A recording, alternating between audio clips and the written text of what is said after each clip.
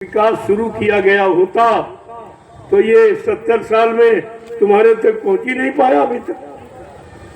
तो तुम्हें कहीं दिखाई दे रहा, कहाँ हो रहा, कोठरी में हो रहा, जंगल में हो रहा, नदी में कहाँ हो रहा, ये सब झूठा।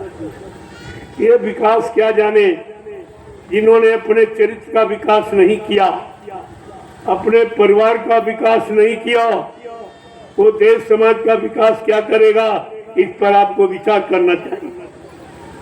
कुछ नहीं, कुछ नहीं, सब चुप और सब उसी के सहयोगी। जब इतनी बुद्धि तुम्हारे पास नहीं है कि हमको किसका सहयोग करना चाहिए, अगर सहयोग करते हो और तुम्हारा सहयोग गलत जगह लग रहा तो तुम भी उसके भोक्ता बनोगे। जो भी अच्छा बुरा करेगा उस परिणाम में तुमको भागीदार बनना पड़ेगा। ये नियम है आका, इसे कहते हैं संग दोष। जैसे का साथ करोगे और उसका दोष तो आप पर जरूर है और आपको भी भोगना पड़ेगा। ये नियम है। कहने का मतलब है कहीं आप दृष्टि नजर डाले तो सुख शांति कहीं दिखाई नहीं देती, सब रोते नजर आ रहे हैं। क्या भारत का इतिहास यही है? क्या भारत का संविधान यही है? क्या भारत के कानून यही है? आपको इस पर विचार करना चाहिए, क्योंकि तुम प्रजा हो। प्रजातंत्र में प्रजा को पूरा अधिकार है अपने दुख दर्द मुसीबत को कहने का। अगर वो नहीं सुनता है तो तुरंत दरवाजा बदल दिया जाता। उस दरवाजे पे फरियाद नहीं की जाती जहाँ फरियादी की फरियाद सुनने वाला कोई नहीं। इसीलिए महापुरुषों ने कहा, जहाँ बेदर्द हाकिम वहाँ फरियाद क्या करना। जहाँ सब बेदर्द, इनका कोई दर्द नहीं, इनमें दर्द होने का सवाल ही नहीं, क्योंकि इनके पास दर्द की कोई चीज नहीं। लोगों को परिवार का दर्द होता, अपने बाल बच्चों का दर्द होता, अपनी पत्नी का दर्द होता, और इनके पास वो सामान ही नहीं, तो दर्द कहाँ से? और फिर वो तुम्हारा दर्द कैसे समझेंगे? क्या कभी आज तक इस पर किसी ने विचार किया है कि भारत का राजा कैसा होना चाहिए, जिसके अंदर प्रजा के लिए दर्द हो, प्रजा के लिए प्रेम हो, प्रजा के लिए कुर्बानी हो, वो भारत देश का राजा होता। भगवान राम को देखिए, एक छोटे से व्यक्ति ने आरोप लगाया झूठा और राजा ने पत्नी का परित्याग कर दिया और राज्य का परित्याग किया, फिर राजगद्दी का परित्याग किया, फिर अपने राष्ट्रीय कपड़े वस्त्र मुकुट का परित्याग किया और जंगल चले गए। इंतजारी काहे की परिवर्तन की। जो रामराज की स्थापना करने आए हैं उसकी इंतजारी करने के लिए जंगल, इंतजारी गति पर राष्ट्रीय कपड़े मुकुट बांध कर नहीं, इंतजारी की जंगल में। और कितने दिन? 14 बरस। तो आपको तो भी 12 बरस हुए और तुमने इंतजारी भी नहीं की, भगदड़ की। तुम्हारा इंतजारी का इतिहास अभी नहीं है। अभी कितना और बढ़ जाएगा, कितने दिन और लग जाएंगे, क्योंकि जितना समय बढ़ेगा उतनी तुम्हारी मजबूती देखी जाएगी। तो अपनी जगह दृढ़ मजबूत स्थिर हो कि नहीं हो, इसीलिए समय बढ़ाया जाता। लिखा था परिवर्तन तो चुटकी बजाते हो, फिर क्यों नहीं हो रहा? कहा उस चुटकी बजाने में तुम भी नहीं बच रहे हो, इसलिए नहीं हो रहा। तुम भी अभी नहीं बच रहे हो कि तुम भी विरोधी और दोषी ही हो। तुम भी गुरु के विरोधी हो, गुरु की व्यवस्था भूमिका के विरोधी हो, तो तुम भी तो सजा पाने के लायक हो। इसलिए अगर चुटकी बजा दी जाए तो अपने भी चले जाएंगे। इसलिए देर है। देर तो का कारण आपने बनाया और देर के कारण आप। बाबा जी ने क्या कहा था, मैंने परिवर्तन का पूरा मसाला तैयार कर दिया, जब तुम उसके काबिल दिखाई दोगे तो सौंप दूंगा। अब काबिलियत योग्यता की पहचान कैसे होती? का परीक्षा के द्वारा। और गुरु ने अपनी परीक्षा दी, क्योंकि हम आप परीक्षा के लायक नहीं थे। जब पढ़ाई नहीं की तो परीक्षा किस बात की ली जाए? और परीक्षा आप दे ही क्या सकते थे? और गुरु ने परीक्षा अपनी दी और फिर तुम हो गए। देखो कैसा अनोखा, ये कलयुग का अनोखा इतिहास कि गुरु ने परीक्षा दी और चेला फेल हो गए। ये क्या है? ये अजीबो गरीब देखिए परिवर्तन। और फिर भी तुम्हारी समझ में नहीं आ रहा थी। कह रहे सज्जू नहीं आया, सज्जू नहीं आया। हमने कहा सज्जू तुम्हारे पीछे खड़ा, देखो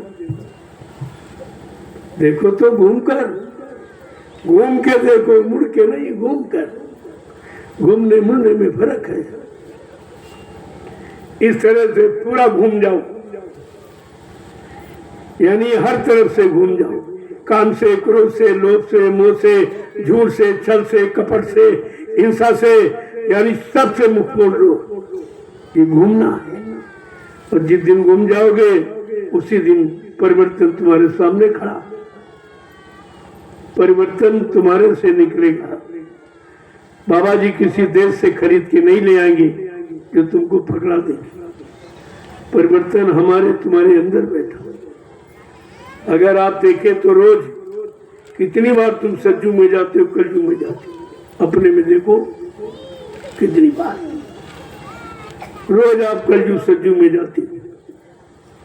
अब आप समझ लीजिए कि जब तक कलजू तुम्हारे अंदर का नहीं जाएगा तो क्या बाहर का सज्जू देख सकोगे? जब अंदर का कलजू निकल जाएगा तब बाहर सज्जू ही दिखाई देगा और कुछ आपको नहीं दिखाई। लेकिन अपने अंदर का तो कलजू निकालो, वो तो तुम नित्य प्रति और बढ़ा रहे हो। और जो निकालने आया और उसी को आपने कहा मर के चला गया, तो तुम्हारा कलजू अंदर का निकालेगा कौन? और तुम्हारे में क्षमता है नहीं कि निकाल। तो कहा था बच्चा नहीं निकालोगे तो सज्जू कलजू के एक टक्कर में निकल कचू मर जाएगा। ये कहा था। अब एक कचूमर क्या है? वही तो निकल रहा तुम्हारा। जो रो रहे हो, परेशान हो, यहाँ इतने व्यक्ति आते, कोई ये नहीं कहता कि हमको भगवान प्राप्ति करा दो, ये बीमारी दूर कर दो, झगड़ा दूर कर दो, ये संकट है, बहू नहीं आती है, बेटा नहीं कहना मानता, मरता है, गाली गलौज करता है, ये कोर्ट है, ये कचहरी, मुकदमा है, ये सब हो रहा, यही सब सुनाने आते। कोई ये नहीं कहता कि हमको भगवान चाहिए, भगवान प्राप्ति का रास्ता बता दो, हमको शांति दे दो, हम बैठकर अब भजन करें। कोई नहीं कहता। ऐसा मालूम पड़ता कि भगवान किसी को चाहिए नहीं।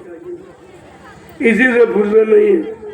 झगड़े, झंझट, बीमारी, ये और वो सब दिन रात सुनता हूँ।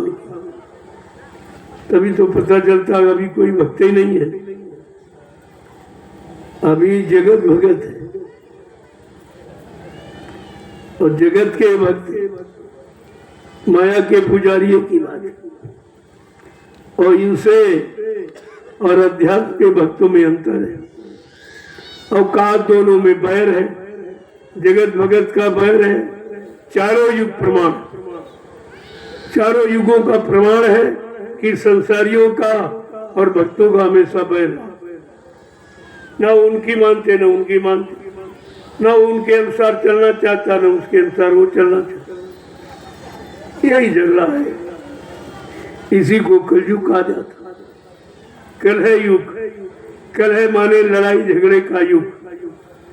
और कहीं आप नजर डालिए, हर तरफ झगड़ा, पिता पुत्र में झगड़ा, भाई भाई में झगड़ा, पति पत्नी में झगड़ा, जात पाती में झगड़ा, हिंदू मुसलमान में झगड़ा, ये झगड़ा ही झगड़ा चारों तरफ। राजा रैयत में झगड़ा, गुरु शिष्य में झगड़ा। अब आप कहाँ बच के जाओगे जब माहौल झगड़े का बन गया। महापुरुषों ने कहा, अरे भाई कलयुग घेरे चारी ओर, मनुआ जइयो को नहीं हो। तुम कहाँ जाओगे, कलयुग ने चारों तरफ घेरा डाल दिया और तुमको उसी घेरे में बंद कर रखा। अब तुम कहीं निकल के जा नहीं सकते। लेकिन महापुरुष ने भी वादा किया और दावा किया, मैं कलयुग को भगाऊंगा और सतयुग को लाऊंगा। ये भी बात बड़ी अनोखी है, बड़ी विचारणीय है कि एक तरफ कलयुग जोर मार रहा, चारों तरफ कोलाहल मचा रहा, मारकाट, हिंसा, चोरी डकैती का बलात्कार, इसको लूटना, इसको सताना, इसकी छीना झपटी, ये महंगाई, ये गरीबी, बेरोजगारी, ये टैक्सों की भरमार, ये सब हो रहा। तो कलयुग तो कितना जोर मार रहा। एक तरफ बाबा जी कह रहे मैं सतयुग को लाऊं, बिल्कुल अपोजिट है, उल्टा, एकदम उल्टा। लेकिन लिखा वो झूठ नहीं कि संत वचन पलटत नहीं, पलट जात ब्रह्मांड। चाहे ब्रह्म अपनी ब्रह्मांड की रचना में तब्दीली बदलाव क्यों न कर दे, लेकिन संत जो कहेंगे वो करके दिखाएंगे। उनकी जबान दस्तावेज होती, अकाट सत्य, लेकिन उनका काम करने का समय है। बाबा जी ने कहा था कि मैंने राजनीति लोगों को मौका दे दिया ताकि तुम ये न कह सको कि बाबा जी ने हमको मौका नहीं दिया, ये काम हम भी कर सकते। हमने कहा सबको मौका दिया, अच्छा से अच्छा, बुरा से बुरा, जो तुम करना चाहते हो अपनी इच्छा पूरी कर लो। इसके बाद आ रही है दूरदर्शी। इसके बाद वो अपनी झाड़ू से ये हिंदुस्तान की सारी गंदगी बुहार कर एक किनारे लगा देगी, ये जितनी गंदगी। और बाबा जी ने कहा, लेकिन आप भूल गए हो। उन्होंने कहा कि भगवान राम को परिवर्तन में 14 वर्ष लगे, कृष्ण को 18 दिन लग गए, लेकिन बच्चा कलयुग के परिवर्तन में हमको 18 मिनट भी नहीं लगेंगे। मेरे पास वो भूमिका व्यवस्था है, 18 मिनट भी नहीं। जो इतनी बड़ी भूमिका लेके आया है वो खाली हाथ चला जाएगा, वो अपना काम करके जाएगा।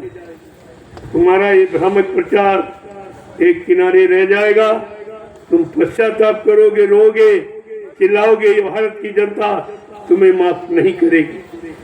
कहेगी जो गुरु का नहीं हुआ किसी का नहीं, जिसने गुरु को नहीं बख्शा वो किसी को नहीं बख्श सकता। इसलिए तो जनता निर्णय देगी आपको, चिंता मत करो। वो भूमिका आपके सामने बन के आ रही है। एक एक पाई का हिसाब जो तुमने इन प्रेमियों से लिया ले रहे हो और नाजायज तरीके से खर्च कर रहे हो, अपने भोग विलास में, अपने इच्छाओं की पूर्ति में खर्च कर रहे हो, वो एक एक रुपया तुम्हारी नसों से वसूल किया जाएगा। महात्माओं की ऐसी नीति है। अब इनको क्या समझ, मौज मस्ती मार रहे हैं कि हमने लूट लिया, भी लूट रहा हूँ, क्या कोई कर लेगा। अरे करने वाला वो सब कुछ कर, तो तुम कहाँ जाओगे बच्चे। संत रविदास जी जो मीराबाई के गुरु थे, जो सैकड़ों साल पहले आए थे और आज का इतिहास लिख गए, ये है जो संत प्रकाशदर्शी होते, भूत भविष्य वर्तमान के जानकार। उन्होंने लिखा है अपनी ज्ञान पोथी में कि भारत का इतिहास कैसा होगा और वो इतिहास को बनाने वाला, वो परिवर्तन करने वाली शक्ति कैसी होगी। उन्होंने पूरा परिचय दिया कि भारत में अवतारी होगा जो अति विस्मयकारी होगा, ज्ञानी और विज्ञानी होगा वो अद्भुत सेनानी होगा। वो ऐसा अनोखा सेनानी तीर तमंचा भाला बर्छी बम नहीं फेंकेगा, केवल अपनी वैचारिक क्रांति के द्वारा देश दुनिया को बदल के दिखा देगा। और वो अनोखा सृष्टि का अनोखा पुरुष एक अनोखी लीला करेगा। कौन सी? जीते जी कई बार मरेगा और छंदम भेष में वो विचरेगा। देश बचाने के लिए होगा एक आवाहन, युग परिवर्तन के लिए चले प्रबल तूफान, तीनों ओर से हमला होगा। देश के अंदर दो ही घपला, सभी तरफ कोहराम मचेगा, कैसे हिंदुस्तान बचेगा। और एक बहुत बड़ी बात रविदास जी कह रहे हैं, जिसने भारत माँ सताई और जिसने इसकी करी लुटाई। कौन कौन लूटने वाले भारत माता को? नेता, मंत्री और अधिकारी, इनको जान बचाना होगा भारी। एक दिन ये छोड़कर मैदान भगेंगे, अपने अपने घरों में छिपेंगे। लेकिन वो महापुरुष क्या करेगा? ढूंढ ढूंढ कर बदला लेगा, सब हिसाब चुकता कर देगा। ये कहा कौन बचेगा? मिलेगा जो तुमने भारत की जनता से चोरी की है, गाड़ी कमाई चुरा कर विदेशों में जमा कर दी। महात्माओं की दृष्टि में आप धूल नहीं झोंक सकते, उन्हें धोखा नहीं दे सकते। क्योंकि बाबा जी ने कहा, न मुझे कोई धोखा दे सकता, न मुझे कोई धन दौलत से खरीद सकता, न मुझे कोई मार सकता। मैं अपना काम करने आया हूँ, काम करके ही जाऊंगा। ये सब भूल गए आप, बचनों को, सत्संगों को, वादों को सब आप भूल गए हो, तभी तो भ्रमित हो। तो रविदास जी ने बिल्कुल स्पष्ट बता, वो सैकड़ों साल पहले आए थे, वो आज की बात बता रहे, ऐसा होगा, ऐसा होगा, ऐसा होगा। कितनी बड़ी बात है, और इसको नहीं लोग सोच पा रहे। सब खोल के, इतना खुला कोई कह नहीं सकता। संत महात्माओं के सिवा खुला संदेश कोई नहीं देता। सबको डर है और महात्माओं की कोई डर नहीं, क्योंकि उनको तुम्हारे से कुछ लेना नहीं, कोई इच्छा नहीं है। चाह गई चिंता मिटी, मनुआ बेपरवाह, जिनको कछु न चाहिए वो सहन के साथ, वो बादशाहों के बादशाह जिनको कुछ नहीं चाहिए। तो फिर आप तुमका क्या करो? इसलिए प्रेमियों, विचार करो। अब ये विचार का समय है। विचार नहीं करोगे तो विचार में फंस जाओगे, बहुत मार पड़ेगी। कोई तुम्हें चुप कराने वाला नहीं मिलेगा। ऐसा समय इन लोगों के द्वारा बनता जा रहा। बाबा जी ने आपको कितना कहा था, वोट तुम्हारा वहां पड़ेगा, जो ब्याज तुम्हारा माफ करेगा, हम पर शासन वही करेगा, जो ब्याज हमारा माफ करेगा। ये महात्माओं के गूढ़ वचन अब अगर आप सुन लेते, समझ लेते, तो अब तक सारी समस्याओं का समाधान निकल आता। नहीं आप समझ पाए क्यों कहा ऐसा।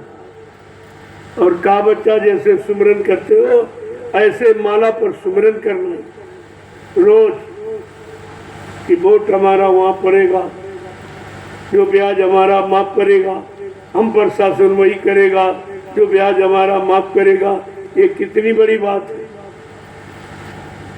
हमारे पर शासन करने वाला, हमारा ये भी ब्याज और कर्मों का ब्याज दोनों माफ करेगा, वो हमारा शासक होगा। जो हमने बुरे पाप कर्म किए उसका भी कर्जा मूलधन सहित माफ कर देगा, उसको सही हो। कितनी बड़ी बात आपको बताएगी, आप सब बोल गए और सब उसी में चले गए और सब दोषी हो। अब तो सजा पाने का समय आ गया, नहीं मानोगे तो सजा पा जाओ। पहले तो आपको बहुत बताया, समझाया गया, और आज भी इशारा किया जा रहा, अभी न समझ पाएंगे तो कब समझो। और ये कोई आपको बताएगा नहीं, ये हिम्मत किसी में है नहीं कि खुले मन से इस तरह का संदेश कोई दे।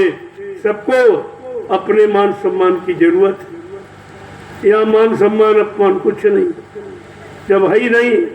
अरे मान चाहने वाले अपमान से डरते, और जिनका अपमान ही कहना है उनके पास डर क्या? कोई डर, कोई निंदा करे चाहे स्तुति करे, चाहे बुराई करे चाहे भलाई, लेकिन वो अपने न्याय के पथ से कभी एक कदम विचलित नहीं होते। ये सिद्धांत है महात्माओं का।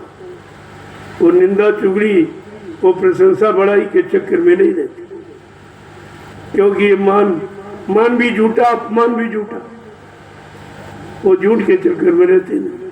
वो तो जानते हैं ये सब झूठ है, ये जो कह रहे हैं ये भी झूठ है, और जो मान रहे हैं ये भी झूठ है। जय गुरुदेव, जय गुरुदेव, जय गुरुदेव। नाम किसका? प्रभु का। जय गुरुदेव। नाम किसका? प्रभु का। जय गुरुदेव। नाम किसका? प्रभु का। प्रभु का प्यारा नाम। जय गुरुदेव। प्रेमियों, ये पर्व तो कल है गुरु की पूजा का। जिसने सच्चे सतगुरु को पा लिया उसके लिए फिर कोई पूजा रह नहीं जाती। गुरु पूजा में सबकी पूजा, गुरु समान कोई देव न दूजा। जिसने सच्चे गुरु की पूजा कर ली उसने सबकी पूजा कर, क्योंकि गुरु से सब प्रसन्न होते, चाहे ब्रह्मा विष्णु महादेव हो, चाहे रामकृष्ण, क्योंकि उन्होंने भी गुरु किया। रामकृष्ण से को बड़ा तीनों तो गुरु कीन, और तीन लोग के चेतनी रहे गुरु आधीन उनके लिए। इसलिए कल वही पर्व है जो सबसे बड़ा जीवन का, सबसे बड़ी पूजा का। गुरु पूजा करने के बाद शेष कोई पूजा रह नहीं जाती। इसलिए कल वो पर्व है, उस पर्व की गौरव गरिमा है। कल ये पूजा 5 बजे से प्रारंभ हो जाए, सुबह 5 बजे। तो आप लोग तैयार हो जाए, नहा धोकर लाइन लगा ले आप, और एक एक करके एक एक व्यक्ति पूजा अगर आपका बन गया जाएगा, प्रार्थना करेगा, अपने गुनाहों की माफी मांगेगा और प्रसाद लेकर वापस आ जाएगा, क्योंकि वहां तुम्हारी सुनने वाला है। ऐसा मत समझना कि वो फोटो है, वो फोटो नहीं है, वो साक्षात है। कल के दिन गुरु साक्षात मौजूद रहता है। इसलिए प्रार्थना पाठ करना, अपने गुनाहों की माफी मांगना और प्रसाद ले लेना। जो आपकी श्रद्धा हो कि नहीं नहीं भाई कुछ हमको करना चाहिए, कुछ हमको, क्योंकि दशमांश गुरु का है आपकी कमाई में, दशांश तो आपको भेंट करना ही चाहिए, और नहीं करोगे तो वो निकल जाएगा, वो आप हजम नहीं कर सकते। गुरु का दशमांश आप हजम नहीं कर सकते। कोई बीमारी आ जाएगी, कोई दुर्घटना हो जाएगी, उससे ज्यादा आपका खर्च होगा, और दशांश देते रहो तो मुसीबत से बचते। कोई मुसीबत नहीं, कोई आपत्ति आने वाली भी टल जाएगी, लेकिन दशांश कहाँ जो उचित जगह प्रयोग किया, ऐसे नहीं निकाल फेंक दिया तो कुछ काम थोड़ी होगा। ये भी देखो, सेवा देकर ये देखो कि हमारी सेवा कहाँ लग रही है, तब सेवा देना उचित, उसका लाभ मिलेगा आपको। आपकी सेवा देख लीजिए, एक एक पाई आपकी लगी है जंगल। जो जंगल, ये भूमि आपके बैठने के लिए जो बनाई गई, ये तुम्हारी कमाई, मेरा कुछ नहीं इसमें, ये तुम्हारी, इसमें तुम्हारा है। मेरे पास कोई पत्रकार मीडिया आती है, मैंने कहा हमसे मत पूछो, ये जो है इनसे पूछो, क्योंकि व्यवस्था इनकी है, मेरी नहीं। मैं तो निमिष मात्र खड़ा हो गया कि आपका धन का दुरुपयोग नहीं होने दूंगा, इसलिए मैं खड़ा हो गया। बाकी इनसे आप पूछिए क्यों आए हो, क्या तकलीफ है तुमको, क्या परेशानी है, ये सब बताएंगे। तुम्हें क्या मिलता है ये भी बताएंगे। बाबा जी कोई रुपया पैसा भरते, कोई डीजल पेट्रोल भरते, ये सब सामने का चल जाएगा। वहां जाके पूछो, मुझसे क्या पूछो, तो इनके पास कोई जवाब नहीं। पहली बात, मेरे पास पत्रकार मीडिया आती नहीं, सब जानते हैं कैसा खरा जवाब दे देंगे जिसका इनके पास उत्तर नहीं होता। मेरे प्रश्नों का न जवाब है और इनके प्रश्नों का मेरे पास 1000 जवाब दे दूंगा, तुरंत हाजिर जवाब रखता हूँ, तुरंत वेट कर दूंगा। आज तमाम चर्चा की, मैंने उसका बिल्कुल सही, कुछ नहीं होगा और किसी के द्वारा नहीं होगा। लिख लीजिए, कोई नहीं, भारत जैसे धार्मिक देश पर आपत्ति मुसीबत जो आई है वो महात्मा ही दूर करे। राजा की बस की बात नहीं है। जब सूखा पड़ा, अकाल पड़ा, और उस समय के राजा ने अपने गुरु से प्रार्थना कि महाराज हमारे राज पर क्या कर दीजिए, सूखा पड़ गया, हम दोषी, हमारा कोई पाप कर्म है इसलिए सूखा पड़ा, हमारी प्रजा दुखी है, उसका कारण मैं हूँ, उसका भोक्ता मैं हूँ, मुझे सजा मिलेगी, आप दया कर दीजिए, मैं इस सजा से बच जाऊँ। तो महात्मा जी आशीर्वाद देते, सूखा था, बारिश हो गई। ये सब प्रमाण है आपके पास, लेकिन ये सब प्रमाणों को उठा के फेंक, केवल अपनी मनमानी, अपनी मनमानी। अरे तुम्हारी मनमानी से क्या होने वाला, तुम्हारी मनमानी नहीं चलेगी, बगैर उसके एक पत्ता भी नहीं हिल सकता, तुम कैसे हिलोगे। तो बात तो समझने की है, अब इशारों को न समझे तो बात अलग। मैंने तो सब कुछ कह दिया, इशारे में सब, कोई चीज मैंने छोड़ी नहीं है। अभी प्रेमी आ रहे हैं, कल भारी संख्या, इसलिए कल मैं प्योर अध्यात्म, कल कोई इस तरह का नहीं। वैसे जरूरत तो इसी की है, इसे में तुम बहके हो, इन्हीं में तुम भ्रमित हुए हो। अगर ये भ्रम दूर नहीं किया जाएगा तो सत्य पर कभी आके तुम खड़े नहीं हो पाओगे, कभी नहीं हो पाओगे। इसलिए ये याद कराना बहुत जरूरी, जो आप कर रहे हो ये मानवता इंसानियत नहीं है। इसी को तो समझना है और समझ करके इससे बचना। बच जाओगे तुम्हारा कल्याण हो जाएगा, नहीं बच पाओगे तो 4 खान 84 लाख नरकों की योनियों में फिर चले जाओगे। फिर ये अवसर तुम्हारे हाथ से निकल, फिर मानव शरीर भी आपको इतनी जल्दी नहीं मिलेगा, क्योंकि एक बार मिला उसका आप दुरुपयोग कर रहे हो, दोबारा वो देगा नहीं। बात को भी याद करो आप। जय गुरुदेव। अब आप लोग खड़े हो जाओ, बहुत देर से बैठे हो। देखो कुदरत आपके साथ है, कल से आप बराबर देख रहे हो, कहीं आनी पानी का पता निशान नहीं है। ये दूर तक आसपास कहीं नहीं, केवल यही है। इतनी गर्मी उमस थी, जरा देर में उसने आपको ठंडक दे। सत्संग के समय एकदम ठीक, कोई गर्मी नहीं है, कोई धूप। अब आप समझो, जब तुम्हारे साथ कुदरत हो गई तो तुम्हें परास्ती कौन कर सकता? अरे तुम्हारे से कौन जीत सकता? क्या तुम्हारे कामों को कौन रोक सकता जब कुदरत तुम्हारे साथ है? इसको देखिए, इस पर विचार करिए आप पहले, तो सब आपकी समझ में आ जाएगा। जय गुरुदेव।